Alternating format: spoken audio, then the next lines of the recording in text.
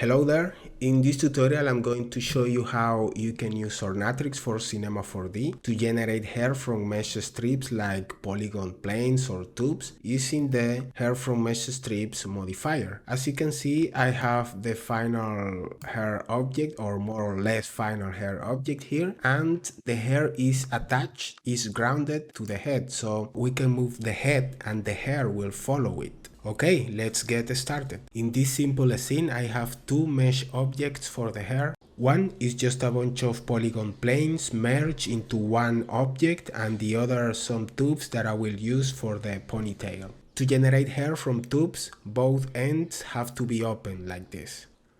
Okay, so we have two meshes. We can either generate a single hair object using the two meshes, or we can generate separate hair objects for the two meshes. I'm going to use two hair objects, one for each mesh. Starting with this one, I'm going to select this mesh and use the hair from mesh strips modifier. And this will generate, let me minimize this will generate one hair object, and below it you will have the hair from mesh strips modifier. The hair from mesh strips modifier have three tabs: the object tab, the mesh strips tab, and the bake tab. We will see the object and the mesh strip tabs in this video. The object tab have general settings that will affect all the hair regardless of the selection. Starting with the distribution parameter. This will determine how the hair is distributed along the mesh strips, along the polygon planes in this case. So right now, by default, the random distribution is applied. So the hair strand will be distributed randomly across and along the mesh strips, and you can control this randomness using the random seed parameter here, as you can see. Next, we have the uniform distribution. This will distribute the hair strands uniformly on the mesh strips. As you can see, they have a uniform distance between them. And then we have the vertex distribution. This distribution will generate one strand for each polygon edge. As you can see there. Next, we have the hairs per strips parameter. This will determine how many strands will be generated on each strips. By default is set to 100. To use this value, we have to select either uniform or random distribution, because edge distribution will only generate two strands. So in this case, I'm going to use the random distribution, and this parameter will decrease or increase the amount of hairs. Let's set it to 1000. And viewport count fraction will determine the percentage of this amount of hair that will be shown in the viewport. So you can use a low amount of hair in the viewport to improve the performance of the viewport. In this case, I think 30% is good enough. Points per strands will determine the amount of vertices that the hair strands will have. For example, here you can see how the hair strands are not following the mesh because they don't have enough vertices. They should go like this, but they actually have some angles in it. This is because they don't have enough details, they don't have enough resolution or vertices. This is what we can change here in the points per strand parameter. By default is set to 5, but I think in this case we can set it to 20, and now the hair strands are following the mesh strips perfectly. You can have more if you want, and you can come back to this modifier and change this parameter anytime you want. For now, we will set it to 20. Use per strip strand group and add a strip ID channel are two parameters that we are not going to use right now, but if you want to learn more about them and see some examples, please go to the documentation of hair from mesh strips. You will find the link in the description of this video. Next, we have the volume parameters. Volume normal bias, and volume ramp. The volume will add volume, of course, to the hair. So the higher the value, the more volume you will have. And with the volume ramp parameter, you will control the amount of volume from the roots to the tip. So in this case, I want to have less volume at the tips of the hair and a bit more at the roots, like this.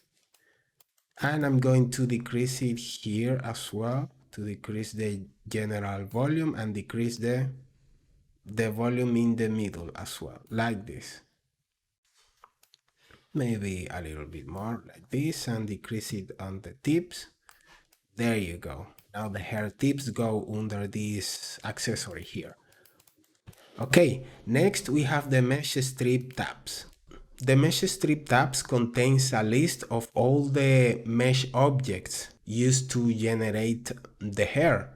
For example, right now we only have the hair mesh 01 object, which is this one here, but we can just click and drag other objects like to the list and it will generate more hair. You can also select them and right click to remove them, and you can deactivate it here using this checkbox.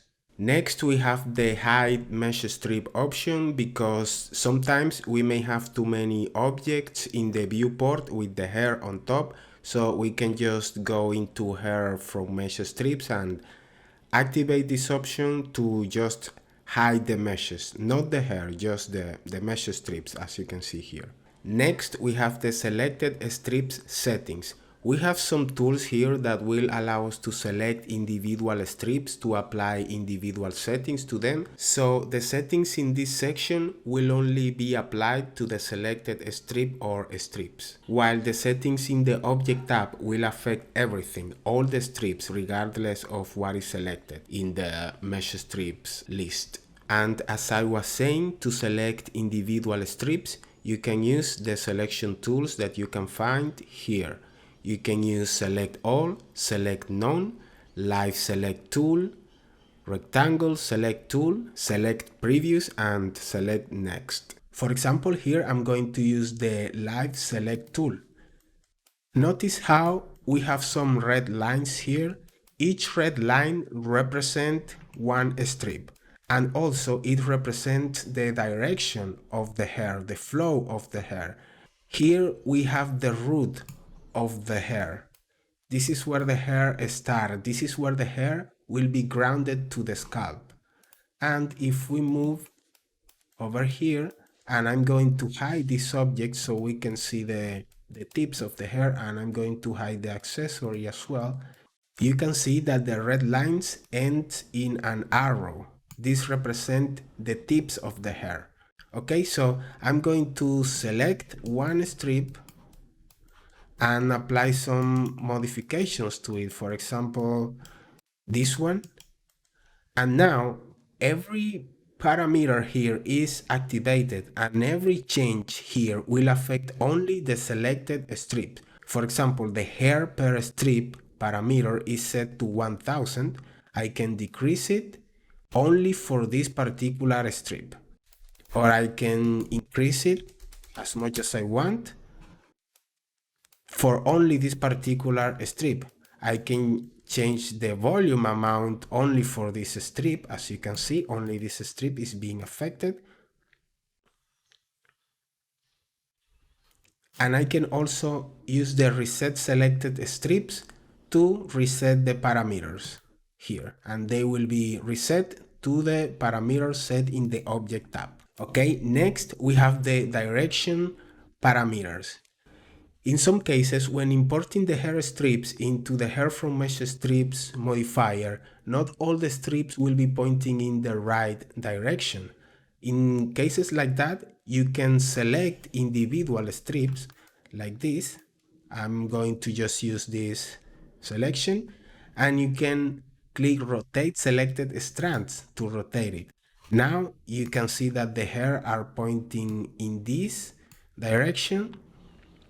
If I click rotate again, now the tip of the hair is pointing to the scalp. And if I keep rotating, now the hair points to this direction. And if I rotate one last time, now we have the root back here and the tip on the back of the hair where it should be. So we can select more than one strips and apply the rotation like this. And if nothing is selected, then the rotation will be applied to all of them like this. Rotate all strands. But here in the direction list we have several direction options, which by default is set to rotate, but you can change it to flip, for example, and it will flip the strands from root to tip when you click the rotate strands button. And we have more options: flow top, flow down, flow left, for example, and we can do this if we want that for some reason. And we can also change the direction based on the UVs if our mesh strips have UVs. For example, UV flow down. In my case, I do have UVs, so this direction method will work as expected. I think for this one I need UV flow up, and there you go. Okay, good. Now the next step is to ground the hair to the head or to a head scalp, because right now if I move the head, the hair will not follow it. There is no connection between the hair and the head. And the only way to move the hair is by moving the mesh strips used to generate it, like this. But in some cases you will not want that. So the solution is to ground the hair to the head or a scalp mesh extracted from the head. And for that we are going to use the ground strands modifier. You can find it here in the menu. Add the modifier next to the hair from mesh strips modifier, go to the ground tab and click and drag your distribution mesh, head or scalp to the distribution mesh field. Then click attach roots. And that's it. Now if I select and move the body, the hair will follow with it. Now we can apply any modifier on top of the hair and it will work perfectly. For example, I can apply some frizz using the frizz modifier, and I will reduce the amount of frizz and reduce the amount at the tips like this and the middle, maybe a little bit less. And as you can see, it works as expected. I can also add some clumping. For example, go to the clump tabs, some random clumps, and click create clumps. And as you can see, it will apply some clumps. And at any moment, we can go back to the hair from mesh strips modifier and change the hair amount, and it will recompute all the modifier to reflect this change. For example, the viewport count fraction is set to 10%, but I want to increase this to 100% to have more hair in the viewport. So now when you go to ground strands, you will see some weird results. This is because we increased the amount of hair, and ground strands have to be recomputed manually. To do this, click detach roots, the hair will go back to normal, and then you click attach roots again. And now every modifier has been recomputed to reflect this change. And if we try to move the head again, the hair will move. Okay, just to finish this, I'm going to add a mesh from a strands modifier. So we just have a nice visualization of the hair. And below mesh from strands, I'm going to add the change width modifier to change the width of each individual hair strand. I'm going to use a very low value like this, and there you go. We still have some angles here, so we don't have enough hair resolution. For that, I can add the detail node. And as you can see, we can add any Ornatrix modifier on top of this hair, and it will work as expected. I'm going to use maybe 14 points. You can change the point count, you can smooth out the hair like this. Now we can use the exact same technique to generate hair on the ponytail, with the only difference that the ponytail doesn't have to be attached to the scalp, because we can just link it to the accessory here, so it doesn't need any link with the head itself, because it will follow the accessory. So I'm just going to add another hair from mesh strips modifier to generate hair on this one.